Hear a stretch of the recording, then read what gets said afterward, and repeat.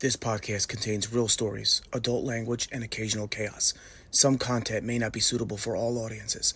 Listener discretion is advised, especially if you're easily offended, overly nostalgic, or still living in a dream.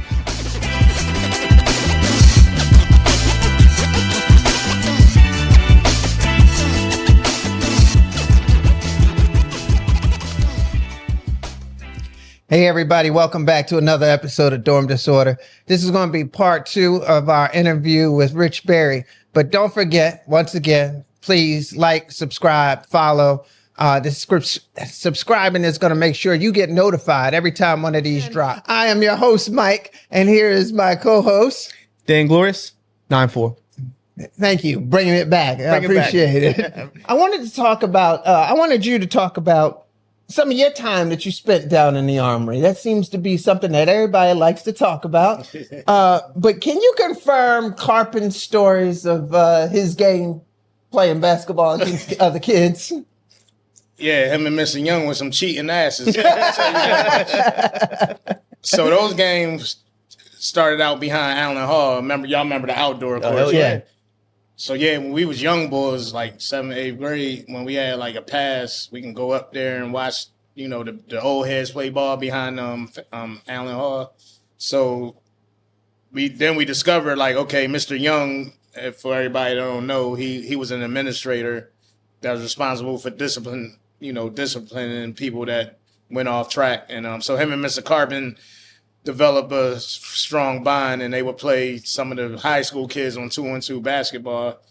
And it was a lot of, put it this way, they were like Bill Lane Bear, and it was always elbows flying. Yeah, it was always elbows flying when you played against them. And I seen some near fights break out where they had to be separated from high school students. And but as far as their game, they will pick and roll you to death, which kids coming up in that era, we didn't know how to defend it back then that much. Yeah. They both could shoot. Right.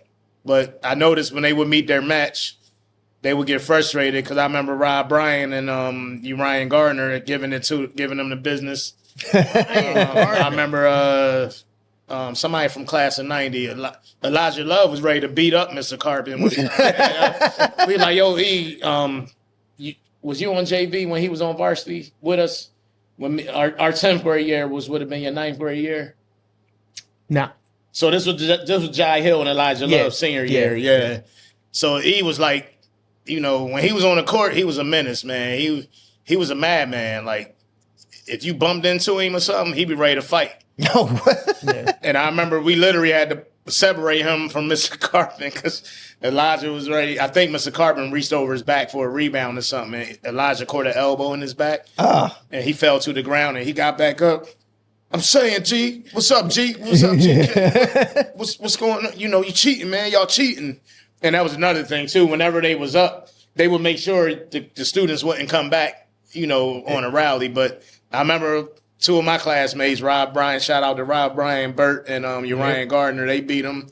Damon Ringgold and Rob Bryan beat them 2 one time, and Damon was physical too. Yeah. He was a great athlete, man. Wardell's brother. And so they beat him one time. John Hill and me and John played them once, but they were taking my little ass on the blocks, and I ain't had the upper strength yet. That's all they could do. Like, I would get caught on a switch, and Mr. Young would just post my little ass up and making layups on me, and then I started hard fouling them. But I was scared to hard foul them too much because I didn't want to get on probation or get detained. So I was like haphazard, guarding him. But Carpen though, him and Mr. Young was pretty good though. But I think once the younger generation started getting stronger and bigger for their age, they upped the ante a little bit. So they're like, all right, we got to up our game now. But yeah, shout out to GK, man. That's my man. So you played soccer too, right? Baseball. Okay. Yeah, man. Oh man, baseball stories. Whew. The first time I tried out, I remember I was in 10th grade. So the guys who were baseball players were the year above me: Rob Prophet, Chris Canoe, Joey Luca, and then of course Ernie Luca from your class. Yeah. We had Abdullah, John Hill, Tyrone Harding from 94. yeah. Yo, this dude was a beast, man. Tyrone was, Yo, I seen him he would throw the ball from center field to home plate without a hop. Darn. Like, he had that Ken Griffey arm. Shout out to Boone. Shout out to 9-4. Boone. Kyle Beatty. 9-4. Shout out my man Kyle Beatty. Beatty. Yeah, I felt bad for Beatty, man. Gallagher treated him nice, but he was like the Gatorade, man. Beatty, get this. Beatty, get that. Get the lunches. Get the Gatorade, Beatty. Get the lunches. And I used to be like, damn, man, he's only yay big. Let me go help him. Like Kyle B, but Kyle was strong, as y'all know. So I seen him have batting helmets and bats in one arm and balls and other stuff in the other arm. And then I'll be like, come on, Kyle, I got you, man. Give me one of them bags. But so that was a good experience because I got to step outside of my basketball family and get into the baseball realm. Oh, y'all had a dude on y'all team and y'all grade, Paul McMinn. Man, that little dude, if I could compare him to somebody now, which I hate doing, but just based off his build and his strength, he was like Kyle Schwarber. Yeah. Paul McMahon was the man in baseball. I seen him hit only two people I seen hit a home run on Girard's campus, and he was one of them as a ninth grader, and the other one was Joey Luca. Because there was technically no wall. There was no end to our baseball field. So our baseball field was down where the Gulf Station was. Right, right. So that meant like you hit it. Oh, he hit it to the Armory ramp. Right, exactly. Yeah. But yeah, I love playing baseball with them guys, man. And the road trips was nice. The bag lunches, I could have did without because hey man, if you got turkey and cheese, listen. They were still serving pork back then, and remember, me and Rasul was Muslim when we got there, so we never them days when they used to got the ham. Pork, we had to eat like a butter sandwich or something. You know what I mean? Yeah. So that's why I got on the food committee in 11th grade when Miss Ann, shout out to Miss Ann, R.I.P. It was like all the people that didn't eat pork had to be on the food committee. I think Hot, was you on the food committee? No. But I'm sorry, man. Sorry. I think me, Gary Scott, I think he was on there. Shout out my brother Raheem. And so we changed the menu my senior year to where they started serving like turkey hot dogs, beef hot dogs. And then on hoagie days, it wouldn't just be Italian hoagies. It would be like turkey hoagie. Turkey hoagie, yep. So, but yeah, them days, man, I used to be watching y'all eat them hot dogs and them bacon and stuff, man. I used to be like, damn, hungry as shit. All I gotta eat was toast and cereal. I'm like, damn, man, what the hell? And so when we got older, those were the days we would hop the wall to go to lunch. Me and some of the other Muslim brothers, and we would hop the wall during lunchtime we would just go to Pete's Pizza or Army Pizza, get whatever we got, and then hop back over by the baseball field because they had that pole right near the wall, so you could boost yourself up. Yeah, but that's weird. It's like the school never even thought that like you might have kids with different dietary needs, whether it be like religion or anything else. It might have just been by choice. Well, you gotta remember it wasn't common back then, though. Right. And if it was, we was in a minority, so they like, oh man, the hell with them. We got bread and butter for their asses. You know what I mean? But I'm glad we was able to spearhead that movement to change the diet. And then once y'all got to be in 12th grade, and like Rasul told me, he was like, yeah, man, thanks to y'all, we got, different options now for people that don't eat pork. So, and that's what it was all about, to make it better for the cats coming up behind us. You know what I mean? So I think you bring up an interesting point too, because I think a lot of people forget we changed dining services and somewhere around like 92 or 91. Mm-hmm. So we actually had, I forget who it was before, but then we moved to Sodexo. Okay. Because that's when we finally got soda machines instead of just drinking. Y'all had soda machines in the dining room? Yeah. Okay. Yeah. No, that's bullshit. I wasn't there for that. You wasn't there for the soda machines? No. Now we had the iced tea and lemonade containers where we can get iced tea and lemonade other than. No, we had straight up Coke, they had like Minute Maid like juice where they could just go up, like it wasn't just milk anymore. I came back to visit Jill. I don't know. I walked in the dining room. I'm like, y'all got Minute Maid all of a sudden, man. Yeah. We couldn't get juice at any point at any time of the only day. In the spring. Remember they would give us an option of iced tea and lemonade? Yeah, but and remember we would get 2 cups? But they had a machine. Yeah, we had a machine. Went in like straight up you're Coke. in a movie theater. Okay. You just put your cup in and just take whatever you want. Yep. That was some bullshit. They hated our ass. That's why they hated our They class. like, we gotta wait till 94 to get out I of thought there. that We'll was make a this lot. change. I thought that was like pre-94. Nah, Okay. because I remember complaining when I went back there. Actually, you know what? I wasn't visiting Jill. Me and Tierre just came in to play ball. We just came in and we just went to Armory and played ball. okay. Shout out to Tierre. Yeah.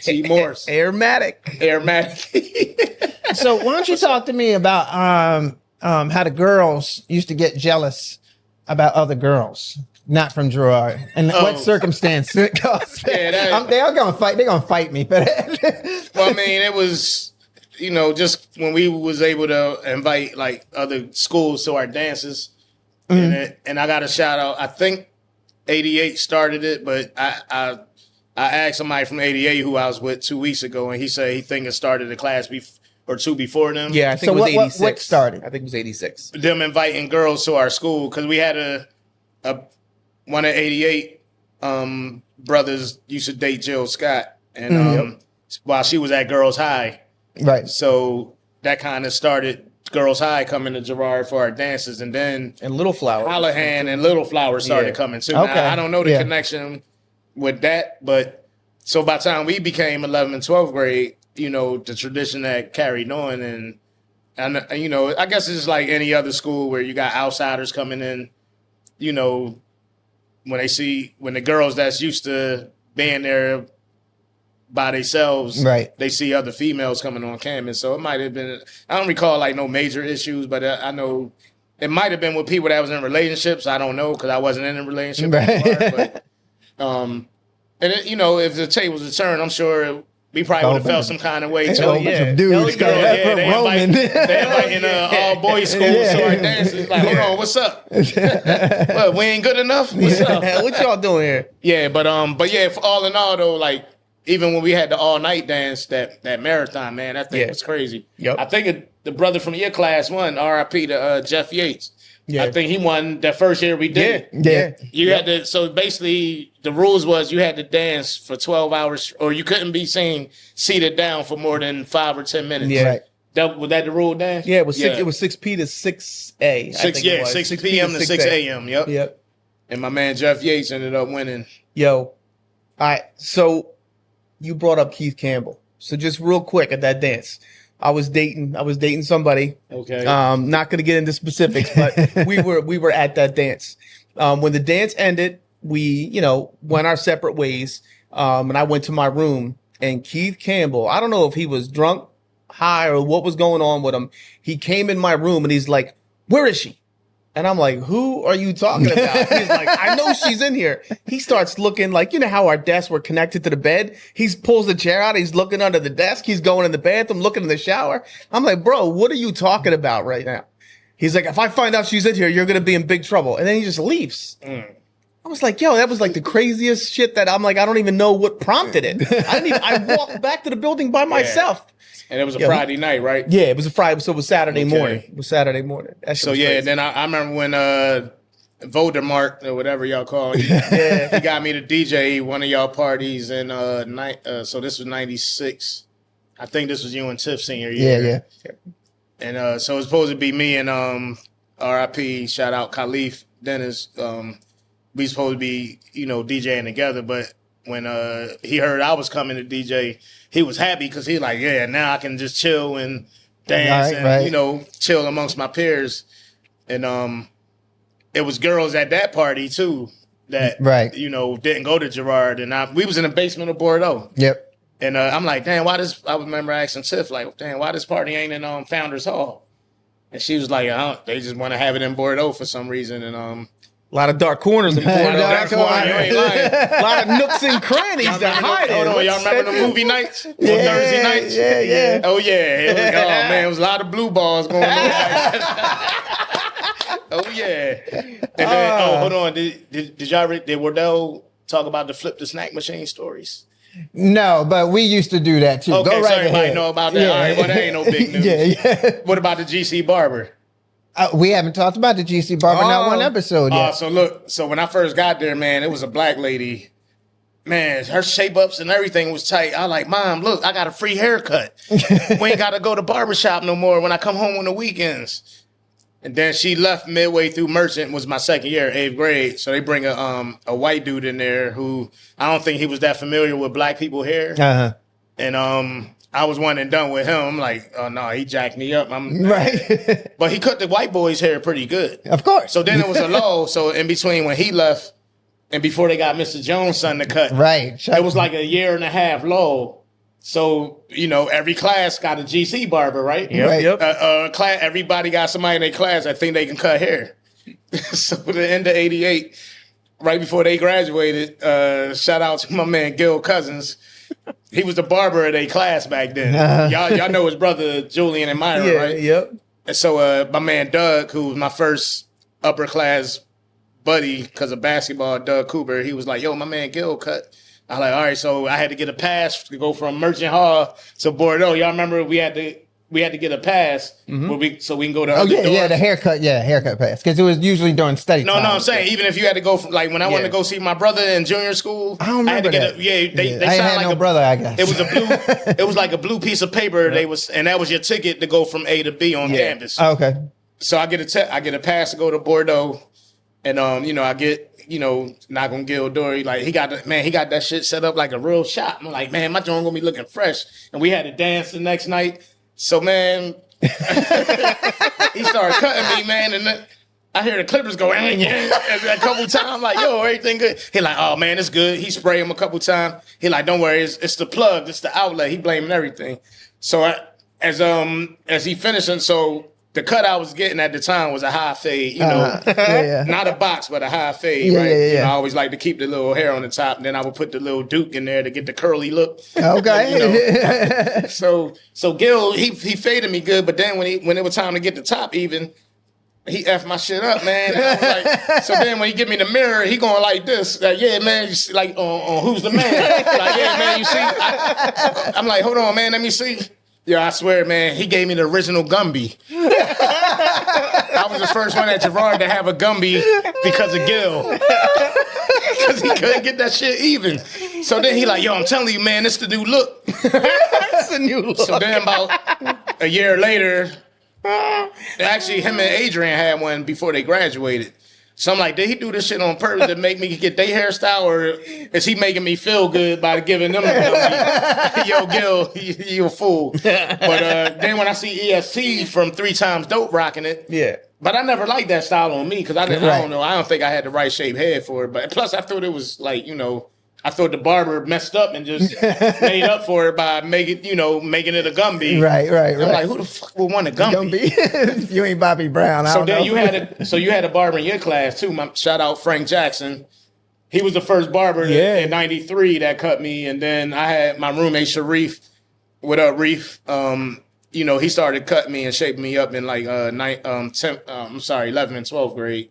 Yeah. And actually, Damon Ringo had a good hand too. He learned by watching Sharif and added that to what he already knew. Yeah. And then you know what I found out later on in life? The guys who could draw make the best barbers. Yep. And that somehow they translate and apply that to their barbering skills. Even if they never went to school. Right. So like before Chapel and before like big basketball games, Sharif and Dame would hook us up, line us up. Yep. Shout out to our barber, Hiley Vicks, who also could draw. Hiley Vicks, another great draw. Yeah. Shout out Hiley Selassie, was good. Yeah. I never got my hair cut on campus. Not one day. I still got my hair cut on 23rd Street up in North Philly. Now, did they have a barber when you started? Yeah, like and Mr. Jones' son was Mr. the barber. Jones. Hold on, a good story about him. Shout out to my man Chick. Yo, this dude was a great barber, man. But if he was supposed to cut 5 heads in between after school and dinner, he might have got 2 done. That's what I'm saying. So the rest would come back after dinner. Yeah. He had to cut the clippers off every time he tell a story. Yeah. Right. And by me and him being from Germantown, we knew kind of the same people, even though he was older than me. But he like, such and such. I like, he grew up on Haines Street. Oh, man, let me tell you about him. Then he cutting. Then everybody like, yo, dude, we got to go to dinner in like 45 minutes. Right. That's why I never got my hair cut at Girard. So then he was like, just come to the apartment. I'll cut y'all out the apartment. So we had to go to his apartment to get cut. But he had a great hand too, man. Yeah. I went to a hair show. He cut my hair at a hair show. Word? Yeah. I had a pair of green jeans. Green jeans. I had an Oakland Athletics. As I was, I still was Phillies fan, but I like the Oakland Athletics back out then. Yeah, Canseco, McGuire. Yeah. So I won some money for a spelling bee, and I went down. I bought like a fake Oakland Athletics, like it was Oakland Athletics, but it wasn't a real jersey. Right. And he cut a part in my hair and like put green in the part, and then like put some bedazzled shit on it. And it was like a club in North Philly. The sisters loving you. And I just went and I went out there and I walked. I did my little turn. Boom! Look at the look at the part with the bedazzled, and then I walked off. But it was he cut my hair. We were in somebody's house in North Philadelphia. Right. I remember we were watching Temple versus Michigan to get to the Final Four. Oh man, don't remind me of that game. I wasn't into that, but yeah, that'd be a good segue to the sports. So we're running real short on time. Okay. I want you to talk about what one of your little ventures you got going on, and we're gonna have a little taste test here, right? So, well, I do a little cooking, catering on the side other than my postal job, and it's just a hobby I got from my grandmom, and she was right about she was right about a lot of stuff, but she told me when I used to watch her cook, when me and Rasul lived with her for periods of time, she like, boy, the way you like to eat, she was like, you're gonna have to learn how to cook. And she said, you learn how to cook. She like, you always have a woman in your life. And, she wasn't lying about that part. Right. And I just developed the habit like in my 20s, like when I left Drexel, and then I started cooking when I still lived at home because my mom would work late. No. And then I would be her home from work back in the day, before I had bought my first house, and my mom got spoiled, had me come over to cook Sunday dinners. So I do. The first girl I trained at the post office, she had a baby, and in that first year, so she was like, "Man, I need somebody to cook for my baby shower." And she was like, "I like what you made for lunch that one day," and smelled up the truck real good, and I had gave her some because I lived on my route back then, and I like, I got some more. It was back then it was barbecue meatballs, and she was like, make me one of those, and so I did. That was the first major event I did. It was her baby shower in Mount Airy, and then her friends, cousins, relatives hit me up when they had something, and then it just kind of spearheaded from there. But I kind of keep it low key. Just because it's just me, and with my postal job, it's like real demanding, like especially this time of year, I'm working 10 to 12-hour days because it's like prime time, people on vacation and stuff. So normally Sundays is my big day where I get hit up, and even if I get hit up on a Saturday, if I got to work, I just get up like 4 or 5 in the morning, hook it up before I go to work, and then people will pick it up from me from my house. Hustling. So I bought y'all some baked ziti, nice, some of my salmon, so... Well, y'all can post it, on whatever sites y'all on. You want to squeeze it in? We got 5 minutes. What's up? Oh, we got 5 minutes. We gotta get our little thank yous or apologies out too. Okay, so let's go ahead and do that, and we're just gonna have to tell y'all how good it is or is not, but we know it's awesome. Come on now, that shit's gonna be fire. So it looked amazing. Go ahead, Dan. Let's go with it. I think our guests should start. So what we do at the end of some episodes is we just acknowledge a person throughout our time at Girard. It could be a fellow student, could be somebody upper class, could be administration, could be a teacher, house parent, whoever you want to thank that just did something for you personally, or it could be an apology. Mine today is going to be an apology, just how this show went. I've switched directions on what I'm going to talk about, but that's kind of just what it is. I mean, of course, I got to dedicate this to my brother John Hill, who was the first and only classmate that I lost, and we was roommates for years and sport teammates for years, and he was in the Navy when his unfortunate passing happened, and me, him, and Jermaine was like the three amigos, and we rode everywhere together. I remember the first year after graduation, we had the trans passes, and because none of us had our own cars yet. Right. We would go from this part of the city, that part of the city, meeting girls, just hanging out or whatever. But and he was so good athletically that him and Rob Bryan made me feel like I was better than what I was just because of their encouragement. And they were like, "Come on, Rich, you got this. Yeah, you got him, man. He's they was they was like Ray Lewis was. You know what I mean? Like if you never played football, Ray Lewis would make you think like I'm an all hype pro. You up, right? And John was such a great guy, man. And it's hard to believe he's been going for 21 years now. But he, you know, I still got his picture on my mirror at home and a picture of me, him, and Jermaine. So yeah, he, you know, keep in touch with his son every now and then. Yeah, that's still a hurt piece. Even it seemed like yesterday that we lost him, but till our hearts be still. Till our hearts be still. I'm going to go in the same route. I'm going to go with my classmate that I lost, Khalif Dennis. We talked about him earlier. If you don't know this, I'm only married to Nicole because Khalif passed away. Me and Nicole reconnected at his funeral. And one of the things that we actually still greatly appreciate about Leaf is he was always a dude that was bringing everybody together.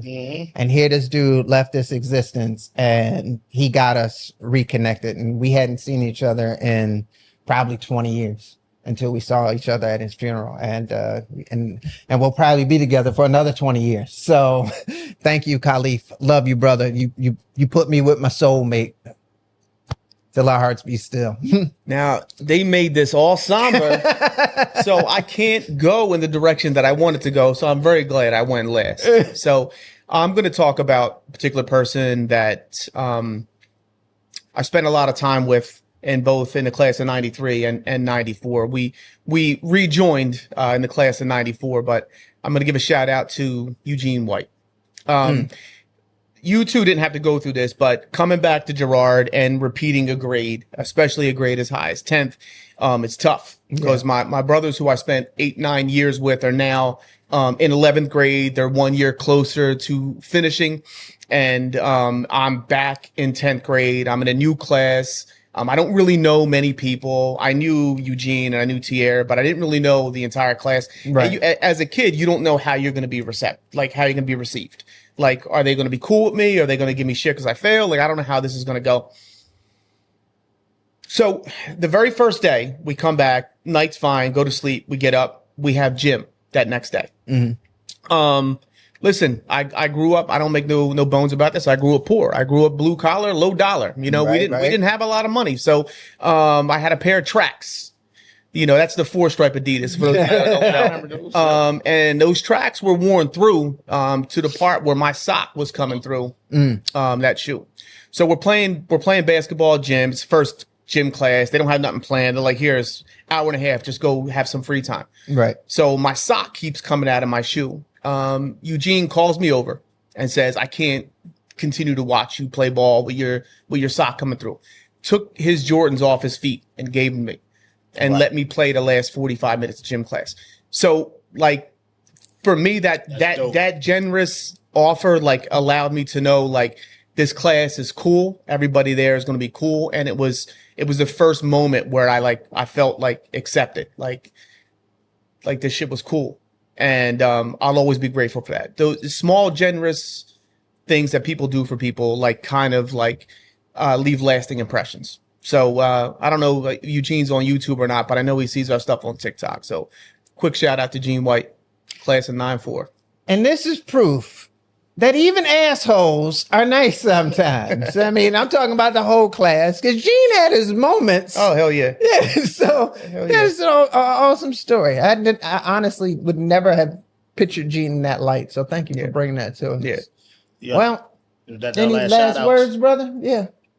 Oh, yeah, I just wanted to shout out all the old heads that came before us as well, especially in sports. And, you know, the Jai Hills, the Terrence Wrights, Jay Fitzgerald, Michael Leatherberry, Sunga Willis, RIP. Like, Girard had some great athletes that came through.